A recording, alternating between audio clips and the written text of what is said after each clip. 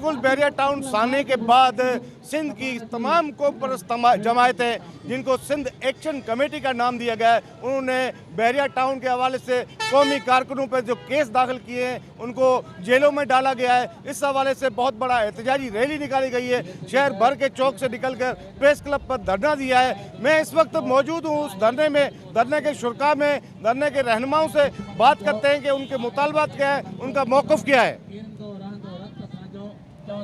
आज हमारा एक साथ एहतियात करने का मकसद जो सिंध एक्शन कमेटी मरकज़ की जानब से जो 6 तारीख को कराची में सिंध एक्शन कमेटी जो उधर जलसा था उस पर शेलिंग हुई। सिंध एक्शन कमेटी की जो मरकज़ी क़यादत थी उस पर केस दाखिल किए, उनके खिलाफ केस ख़त्म किए जाए और कौमी कारकुन सनान खान कुरैशी समेत जो भी कौमी कारकुन हैं उनको आज़ाद किया जाए और बैरिया टाउन जो सिंधी गाँव हैं उधर वसंदिया उन पर काबज़ है, उनके खिलाफ कार्रवाई की जाए।